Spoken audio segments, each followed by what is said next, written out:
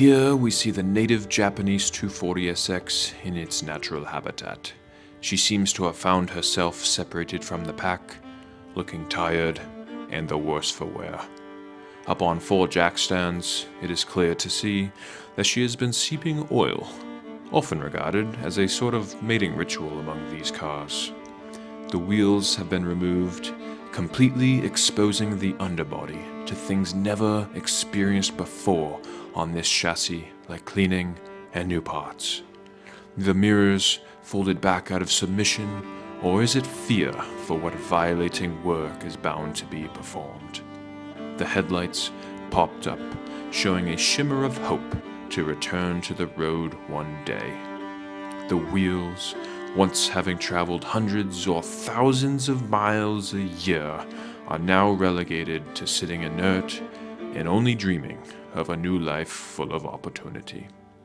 And of course, the pile of parts waiting to be installed, eager to prove their worth, but naive to the fact that their small, weekend project may quickly spiral into weeks, months, or even years. While the car and the owner have dreams to return to the herd before the coming spring, for now she must hibernate to come back refreshed, stronger, and better than ever.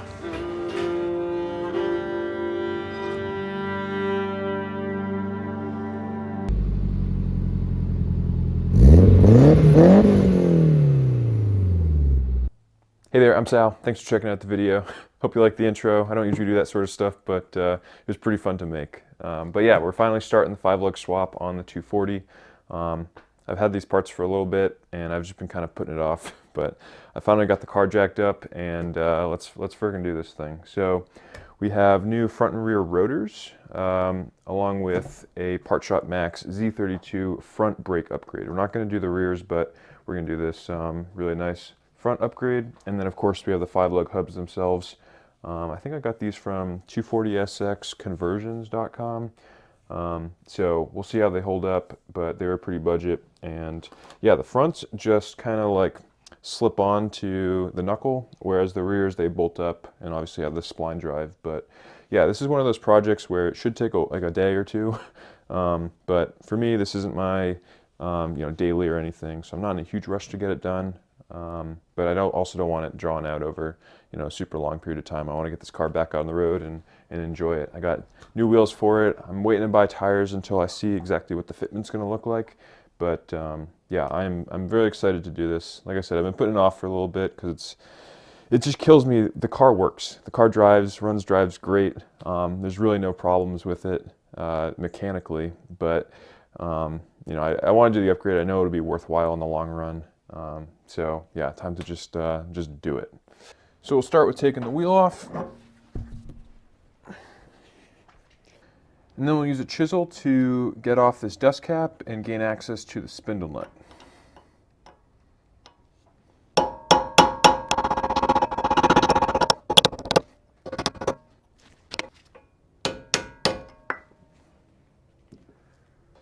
We'll use some pliers to remove the cotter pin here. So that gives us access to the spindle nut, and I'm going to be using this high torque impact that I kind of balled out on, but it's very doable with a breaker bar as well. But it's a 30mm socket, just slips right on, and we can zap it off.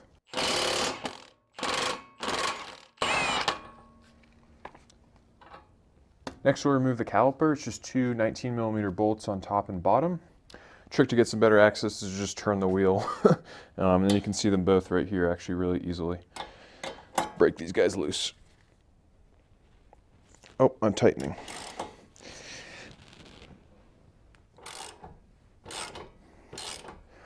That's an easy way to not have a fun time. You remove the caliper here.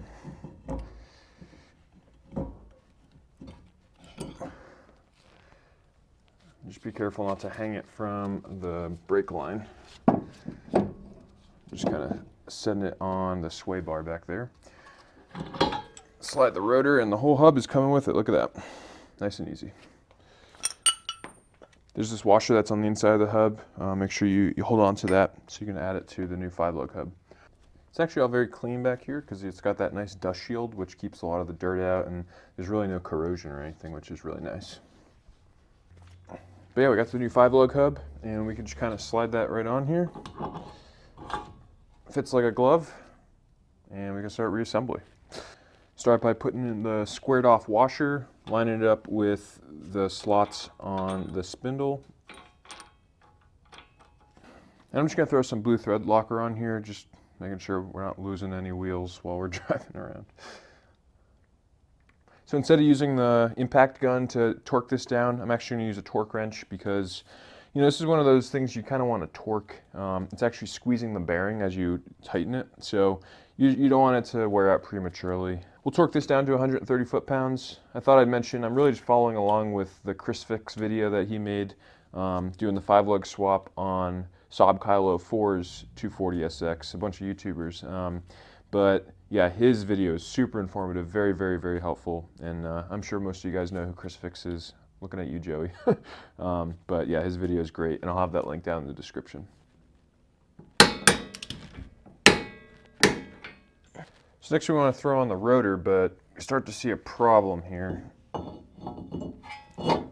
The factory dust shield is too small for these big rotors. So it actually starts to hit like all through here. And so we got to trim it. And there's, I guess, a few ways you could do that. You can use like some metal, like tin snips, and probably create like a pretty clean cut actually. The other one would be using like a cutoff wheel and you know, doing all the cool sparks. So on the other side, I actually use the cutoff wheel, but I'm thinking, I wonder if the tin snips would be easier. So I'm gonna try the tin snips on this side. This is what I was talking about for tin snips. It's basically just scissors for metal. They work super well on like thin metals, so hopefully this will work here, but yeah, let's just give it a shot.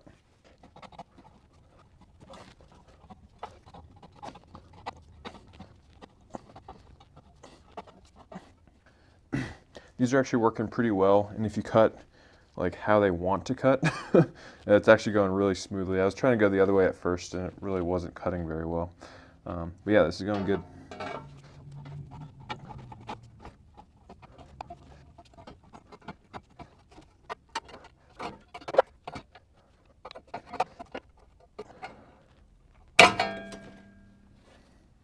Sweet.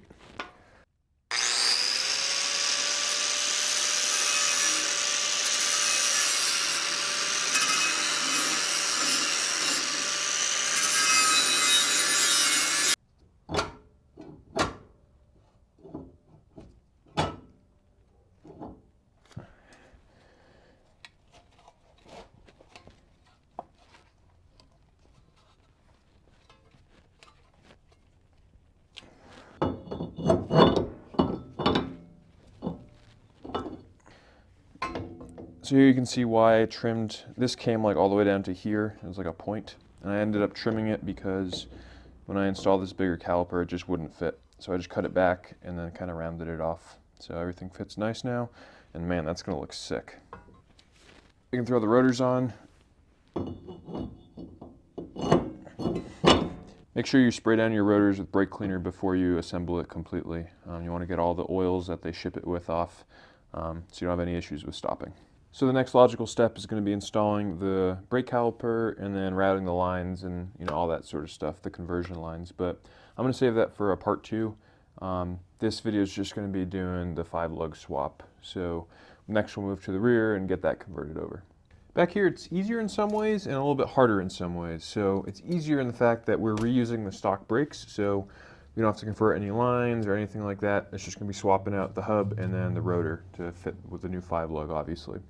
What makes it a little bit harder is that the hub itself is actually bolted to the knuckle. You saw it in the front, it just kind of slipped off. With this, there's actually 4 bolts in the back that hold it in. But yeah, same process. We'll start with getting off the axle nut here, and then we'll move to the caliper and then slide everything out.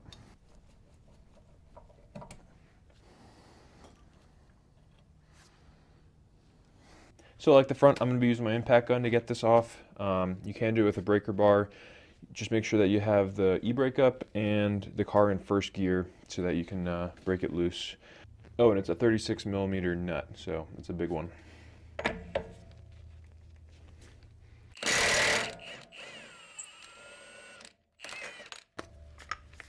Caliper bolts in the back are 17 mil.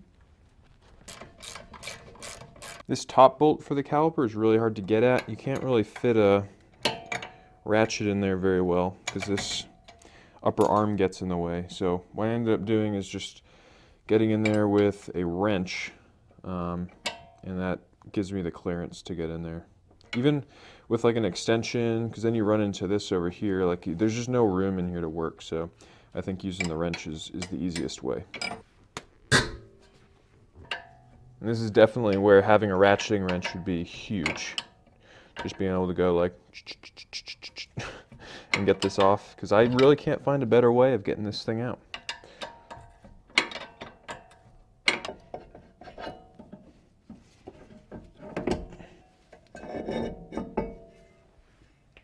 Okay, so next we got to remove the 4 bolts that hold the hub into the knuckle, like I was talking about earlier. They're kind of hard to get to, and the way you got to do is actually rotate the axle to get these cutouts to line up with the bolt themselves. And this is another one of those deals where I can't get the full 1/2 inch ratchet to fit back there. I have to use the 3/8, and it makes leverage a little bit harder, but I mean, if you can't fit the 1/2 inch, like you got to kind of deal. So let's get these loosened up.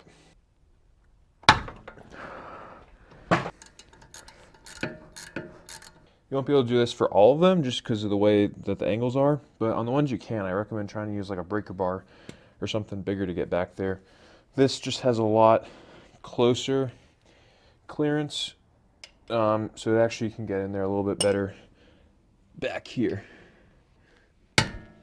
and it breaks loose a lot easier.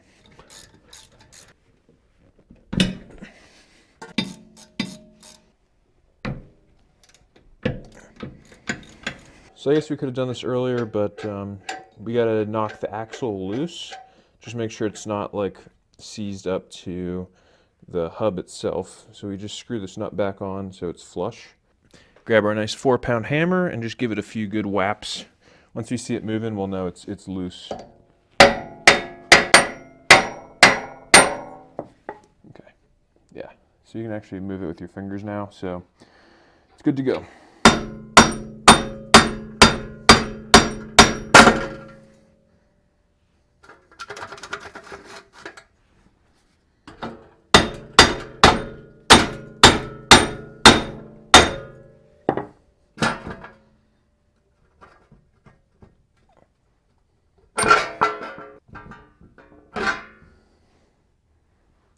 Whew.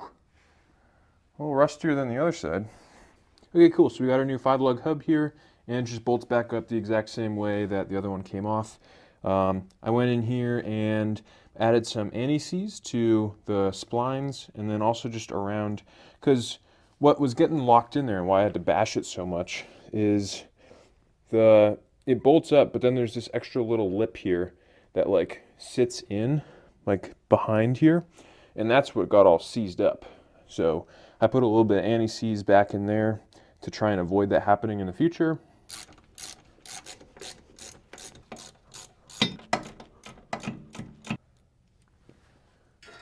I forgot the dust shield.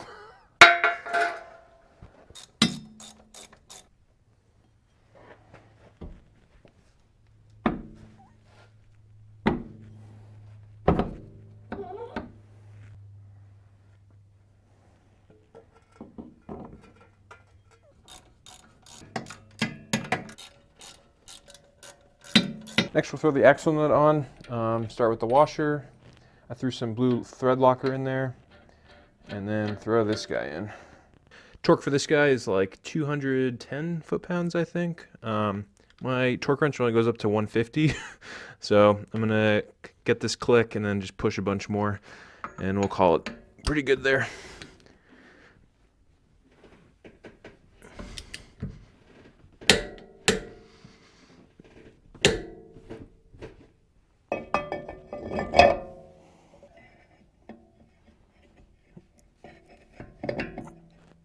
And then of course it's just the 17 millimeter bolts to attach the caliper again.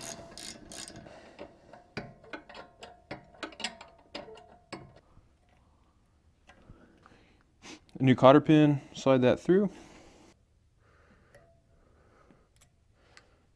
So I couldn't just leave it without giving you guys a little bit of a sneak peek here. So, man, it's gonna look so good. Fitment, it's aggressive. It pokes out of the fender a little bit, but I'm thinking, you know, the tire will pull back in, and I think it'll fit really nice. Pretty flush once it's down under its own weight. On this side, I actually already got the caliper mounted in there too. It looks pretty sick. And yeah, the front fitment it's aggressive, but I'm hoping that, you know, if I raise the ride height and adjust the camber a little bit maybe, I'd prefer not to, but I can get it looking pretty flush. But man, it's gonna be pretty dang sweet. Out back, it's pretty aggressive too. I think it looks worse without the tires on it, but it sticks out just a little bit past the fender. I'll probably have to roll these guys. I was expecting to anyways. But yeah, no, it's a pretty good look here too. Okay, so we got a bunch done today. Whole car is 5-lug swapped, which is super exciting to say. Being able to see the wheels mocked up just fires me up. I'm so pumped to get this car back down on the ground and drive it. It's gonna be so cool. Next video, I'll be doing the Z32 brake upgrade up front. The rear's all set up. I'm just reusing the stock stuff, so that's good to go. But up front, I'll be doing new lines, the new calipers and rotors, and then bleeding it out the system. And hopefully for the next video, I'll have the tires here and mounted, and you know, if we got good weather, I'm gonna take this for a drive. So that video probably won't be till late January, or maybe even a little bit later than that. But yeah, that's gonna be the next video on this car, is the brakes and the wheels and tires and the whole package together. So I can't wait for it. Hopefully you guys are excited for it, but yeah, big progress, and stay tuned. So thank you so much for watching. Thanks for subscribing, and have a great rest of your day.